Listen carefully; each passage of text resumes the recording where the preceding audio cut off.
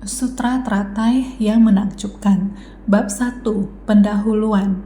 Keyakinan benar menumbuhkan akar kebajikan dengan metode terampil mengajari para makhluk. Shinfa Yang Sutra Teratai, episode 183. Keyakinan adalah sumber dari jalan kebenaran dan induk dari segala pahala kebajikan, dapat menumbuhkan segala akar kebajikan. Meyakini dharma yang halus, menakjubkan, dan sangat mendalam dari Buddha. Buddha sekarang dan Buddha kuno memiliki jalan yang sama.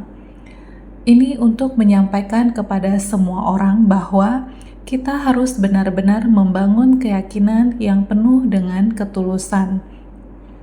Dengan memiliki keyakinan yang tulus, kita baru dapat memupuk jasa kebajikan dan menumbuhkan tekad pembinaan diri kita. Oleh karena itu dikatakan bahwa keyakinan adalah sumber dari jalan kebenaran dan induk dari segala pahala kebajikan.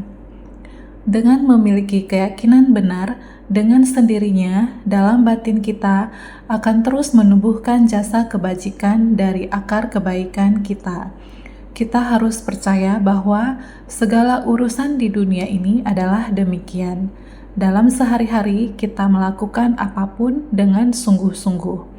Di mana ada penderitaan, kita harus pergi untuk mengasihi mereka, kemudian membagikan pengalaman yang telah kita lakukan kepada mereka. Meskipun mereka hidup dalam kemiskinan dan kesulitan, kita juga harus mengajarkan mereka agar mereka mengerti bagaimana berbuat kebaikan dan mengumpulkan jasa kebajikan, serta menumbuhkan akar kebajikan. Inilah yang disebut dengan menyadarkan orang lain. Ketika ia belum mengerti, mungkin ia merasakan penderitaan yang sangat berat. Namun setelah ia memahami dan memahaminya, dengan sendirinya ia dapat mengikuti metode untuk membebaskan dirinya dari penderitaan. Bahkan jika mereka mampu, mereka juga dapat membantu orang lain. Inilah yang disebut keyakinan. Buddha tidak hanya datang untuk menghapus penderitaan di dalam batin para makhluk, tetapi juga untuk menghilangkan kebingungan kita. Bertumimba lahir di 6 alam kehidupan yang tidak dapat kita kendalikan, tidak tahu tentang hukum karma, Buddha datang untuk memberi ajaran kepada kita, supaya kita dapat memahami kehidupan kita mengalami siklus kelahiran dan kematian fragmentaris. Bagaimana kita bisa dengan jelas memahami siklus kelahiran dan kematian fragmentaris?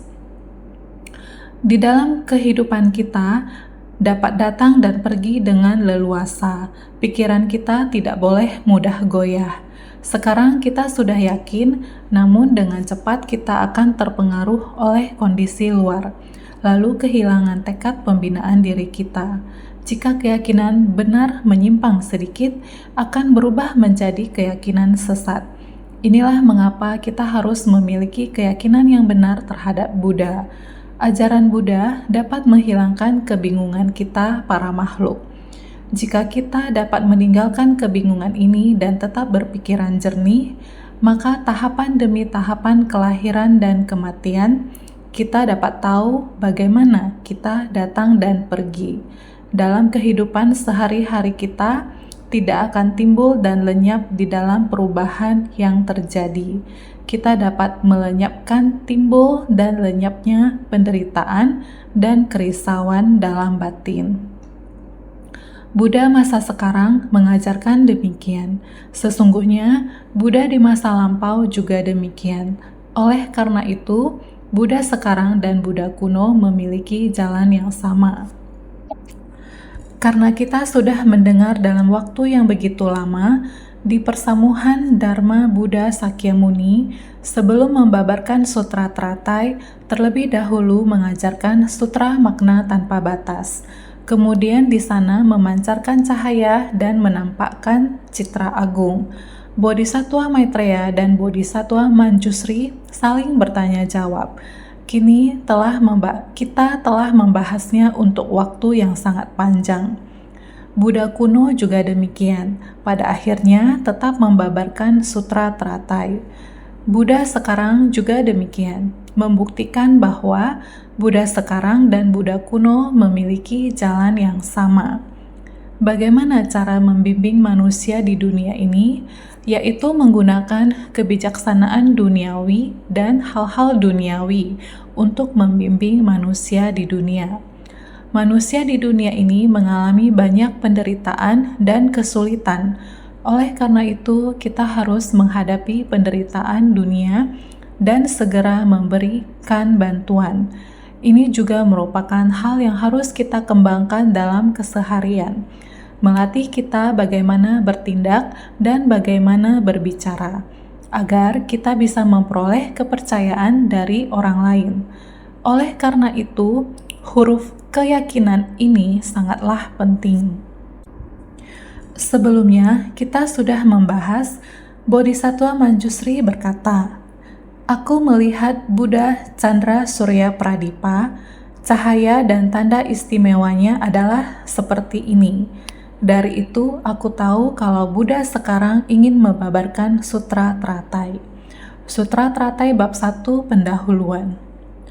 Dari penjelasan sebelumnya, kita mengetahui bahwa 20.000 Buddha Chandra Surya Pradipa semuanya menunjukkan bahwa semua Buddha memiliki jalan yang sama. Sebelum memasuki parinirwana, mereka juga membabarkan Sutra Teratai.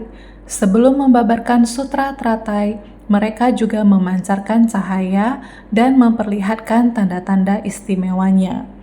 Kondisinya sama seperti sekarang. Di masa lalu juga demikian. Makanya, sekarang kita tahu bahwa Buddha masa sekarang adalah Buddha Sakyamuni. Inilah percakapan antara Bodhisattva Manjusri dan Bodhisattva Maitreya. Oleh karena itu, sekarang kita harus tahu bahwa Buddha Sakyamuni saat ini juga sama. Beliau akan membabarkan Sutra Teratai. Penampakan sekarang adalah sama seperti tanda istimewa sebelumnya, sebagai metode terampil dari Buddha. Buddha sekarang memancarkan cahaya terang untuk membantu dalam mengungkapkan kebenaran akan realitas dari segalanya. Sutra Teratai bab 1 pendahuluan. Penampakan sekarang adalah sama seperti tanda istimewa sebelumnya. Maksudnya, tanda-tanda yang tampak sekarang sama persis dengan pertanda yang telah dijelaskan sebelumnya. Inilah yang disebut sebagai metode terampil dari Buddha. Setiap Buddha menggunakan berbagai metode terampil untuk membangkitkan kewaspadaan semua orang. Buddha sekarang hendak mengajarkan Dharma apa? Mengapa menampakkan wujud yang berbeda dari biasanya? Oleh karena itu, semua orang menimbulkan keraguan di dalam hati. Jadi, setiap Buddha ketika hendak membabarkan Sutra Teratai di persamuhan Dharma, berbeda dengan persamuhan sebelumnya di mana dapat membabarkan semaunya. Semua orang duduk bersama. Orang yang mempunyai keraguan dapat mengajukan pertanyaan. Sang Buddha akan segera menjelaskan kepada mereka. Ada kalanya Sang Buddha melihat sesuatu. Jalinan jodoh sudah cukup, khalayak ramai dikumpulkan, Sang Buddha mulai membabarkan Dharma. Dahulu adalah demikian, namun sekarang mau membabarkan Sutra Teratai. Ini merupakan Dharma agung, juga merupakan Dharma yang dilindungi di dalam batin Buddha. Makanya ingin mengungkapkan harapan mendasarnya. Sebelum para Buddha memasuki parinirwana, membabarkan Sutra Teratai. Disebut dengan mengungkapkan harapan mendasar. Dengan sukacita menyampaikan Dharma yang tersimpan di dalam hati dan akhirnya dapat mengungkapkan ajaran ini sepenuhnya. Kita harus tahu bahwa terkadang kita ingin mengatakan sesuatu, tetapi waktu, orang, dan tempatnya tidak tepat. Jika ketiga hal ini tidak tepat, kita tidak akan mampu mengungkapkan isi pikiran kita. Jadi, saya sering mengatakan kita harus berbicara sesuai dengan orang, waktu, dan tempat. Kita sedang berhadapan dengan orang yang seperti apa, dia punya masalah seperti apa yang harus saya katakan kepadanya. Bolehkah saya berbicara secara terbuka tentang hal ini di sini? Ini semua adalah keterampilan berbicara, harus sesuai dengan waktu, orang, dan tempat. Ini juga berlaku dalam cara kita berbicara. Demikianlah yang disebut sebagai ada batasan. Jika kita mengerti untuk berpikir seperti ini, maka setiap hal semuanya menjadi tepat. Inilah yang disebut sebagai dharma yang menakjubkan. Metode terampil, metode yang sejalan dengan kapasitas dari semua makhluk. Jadi, ketika Buddha akan membabarkan sutra teratai, menggunakan metode demikian untuk membangunkan semua orang dengan berkata, "Mari, dharma yang akan kalian dengarkan sekarang berbeda dengan yang sebelumnya. Semua orang harus meningkatkan mawas diri dengan bersungguh hati mendengarkan dharma. Karena itulah beliau baru bisa memancarkan cahaya dan menampakkan citra agung. Inilah semua Buddha memiliki ajaran yang sama. Para Buddha memiliki metode terampil. Apa yang disebut metode terampil? Metode terampil, metode yang sejalan dengan kapasitas dari semua makhluk, yakni metode yang disesuaikan dengan akar kapasitas para makhluk. Ini disebut metode terampil. Ada orang yang kebijaksanaan dan pengetahuannya belum sampai di sana. Anda mengajarkannya dengan sangat mendalam. Dia sama sekali tidak memahaminya. Dan orang yang memiliki pengetahuan, Anda mengajarkan kata-kata yang sangat dangkal padanya. Dia akan merasa ini tidak berharga untuk didengar. Jadi, kita harus mengajar sesuai dengan kapasitas. Kapasitas dan pengajaran ini harus berpadu atau sesuai. Dengan demikian, barulah disebut dharma menakjubkan. Jadi, Buddha mengamati dunia ini dan harus memberikan pengajaran sesuai dengan akar kapasitas, sesuai dengan waktu dan akar kapasitasnya. Jadi, ini adalah metode Sang Buddha dalam memberikan pengajaran. Disebut metode terampil. Selain itu, metode artinya prinsip kebenaran yang benar, sedangkan terampil artinya kata-kata yang praktis dan menakjubkan. Ini bukan berarti metode terampil bermaksud kita bisa mengatakan apa saja, bukan. Metode terampil, metode berarti prinsip yang benar. Meskipun ini adalah metode terampil, ini juga merupakan kebenaran dari jalan yang benar. Selalu mengajarkan orang untuk menjadi baik. Bagaimana cara menghilangkan kerisauan? Mengajarkan orang caranya menciptakan berkah dan kebajikan dan lainnya. Menghindari segala kejahatan dan melakukan segala kebajikan. Semua hal ini dijelaskan dengan berbagai metode untuk membimbing para makhluk. Jadi, metode-metode ini juga adalah benar.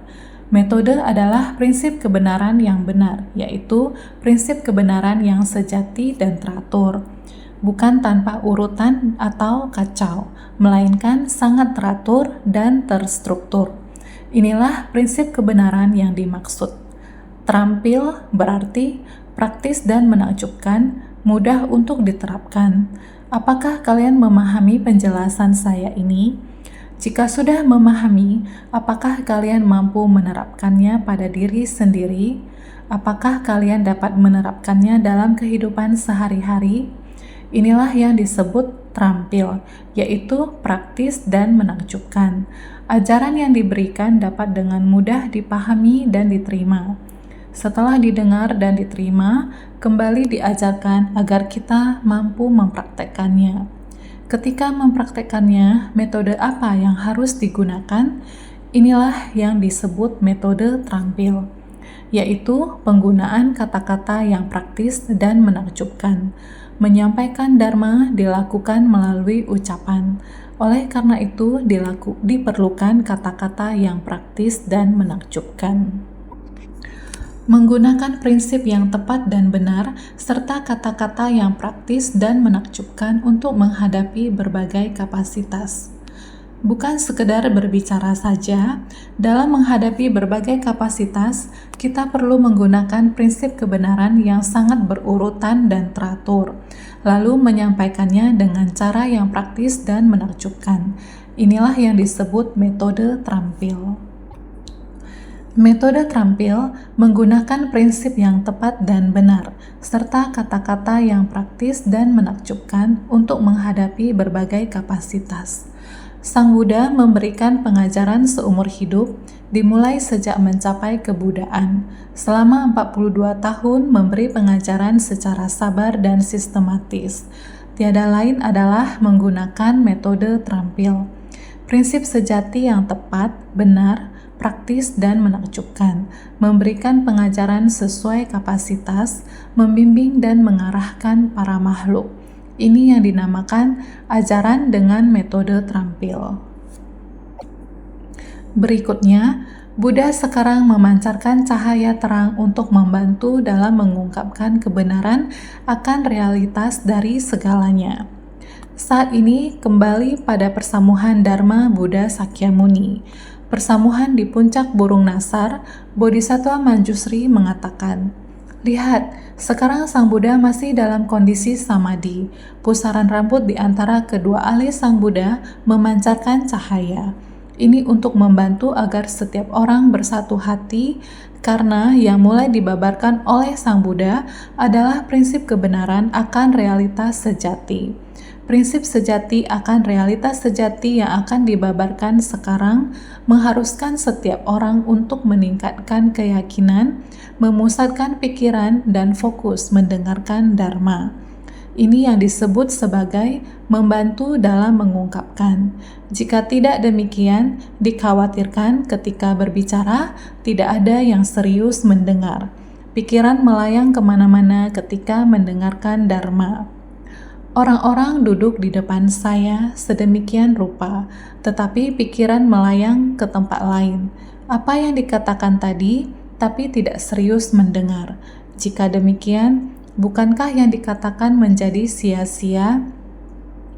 Mendengar pun menjadi sia-sia. Suatu hari, ada seorang pemuda yang berkata demikian. Ia mengatakan, saat pagi hari mendengar master berbicara. Ketika tiba waktu makan, pengeras suara memutar lagi rekaman suara. Setelah rekaman itu diputar, dia berkata, "Kenapa saya tadi pagi tidak mendengar bagian ini?" Padahal sama-sama duduk dalam ruangan. Rekaman adalah yang paling akurat. Jelas-jelas saya tadi pagi sudah mengatakan bagian ini. Mengapa ketika makan sambil mendengarkan Dharma terasa seperti kenapa saya tadi pagi tidak mendengar bagian ini? Bagian ini tetap saja sudah disampaikan, hanya saja pikiran sudah melayang. Jadi setelah pikiran ini melayang keluar, maka terputuslah Dharma bagian ini. Oleh karena itu, ketika Buddha membabarkan sutra, itu adalah untuk membangkitkan kesadaran kepada semua bahwa sekarang yang hendak disampaikan adalah mengungkapkan harapan mendasar Buddha, ingin menyampaikan perkataanku yang sesungguhnya kepada semua orang. Hendaklah kalian semua mendengarkan dengan sungguh-sungguh, jangan biarkan pikiran melayang. Inilah yang disebut membantu dalam mengungkapkan kebenaran akan realitas dari segalanya. Demikianlah penjelasan ini disampaikan agar kalian mengetahuinya. Buddha sekarang memancarkan cahaya terang sama seperti masa lampau dulu, sebagai metode terampil dari Buddha, karena ingin menampilkan kebenaran akan realitas dari segalanya.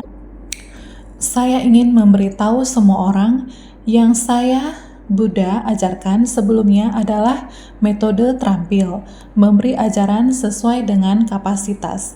Ketika ada orang bertanya, saya akan menjawab apa yang saya lihat.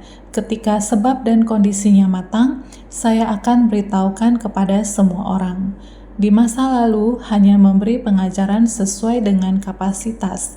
Ajaran yang diajarkan di masa lalu adalah metode terampil. Sekarang, karena ingin menampilkan kebenaran akan realitas dari segalanya, sekarang apa akan mulai diajarkan adalah menampilkan. Ajaran yang sejati itu tidak ingin saya sembunyikan lagi. Sekarang membuka hati dan mengungkapkan Dharma ini sepenuhnya, sehingga setiap orang dapat mengetahui apa prinsip sejati itu. Dimulai dengan berkata, setiap orang dapat mencapai kebudaan. Setiap orang pada dasarnya memiliki sifat Buddha, tetapi tidak seorang pun dapat memahami apa itu sifat Buddha. Oleh karena itu, selama periode ini, membuat setiap orang terlebih dahulu mengetahui bahwa menghindari segala kejahatan dan melakukan segala kebajikan. Agar setiap orang tahu bahwa menanam sebab yang demikian akan memperoleh buah yang demikian, menciptakan karma yang demikian akan mendapatkan balasan yang demikian. Selama periode ini, beliau harus menggunakan banyak metode supaya semua orang dapat memahaminya. Sekarang ingin memberitahu semua orang bukti bahwa setiap orang dapat mencapai kebudaan, supaya semua orang tahu bahwa mereka akan mencapai kebudaan di masa mendatang. Secara perlahan-lahan akan diungkapkan di sini. Para hadirin, kita mendengarkan bagian ini dapat memahami bahwa metode terampil bukanlah metode sembarangan. Hanya saja, kapasitas kita belum bisa benar-benar memahaminya. Buddha berkata kepada kita bahwa setiap orang memiliki sifat hakiki kebudaan. Kita masih belum menyatu dengan sifat Buddha kita. Oleh karena itu, Buddha menetapkan jalan mulia beruas 8 atau Arya Tanga Marga untuk kita praktekkan dan menggunakan banyak metode terampil. Cinta kasih, maitri, belas kasih, karuna, sukacita, mudita, keseimbangan batin atau keikhlasan, UPK. Bagaimana kita mengembangkan berkah dan kebijaksanaan melalui banyak metode? Bukankah 20.000 Buddha Chandra Surya Pradipa dilengkapi dengan berkah dan kebijaksanaan? Semua Buddha memiliki jalan yang sama, memungkinkan kita untuk memahami dan sebagainya. Setelah kita melalui hal-hal ini, kesadaran ke-8 kita baru bisa mencapai kesadaran ke-9. Inilah sifat Buddha kita, sifat Buddha yang murni. Kita mesti melewati begitu banyaknya pengajaran yang diberikan Buddha. Sebenarnya kita memahami berapa banyak. Kita selalu tidak dapat berpadu dengan sifat Buddha yang kita miliki. Sekarang, Dharma sejati ini mengharapkan semua orang dapat berpadu dengan sifat Buddha kita. Ini dinamakan Dharma sejati. Walaupun dikatakan demikian, Dharma masih banyak. Semuanya harus menggunakan keyakinan hati yang sesungguhnya, sepenuh hati mendengarkannya, sehingga harus senantiasa lebih bersungguh hati.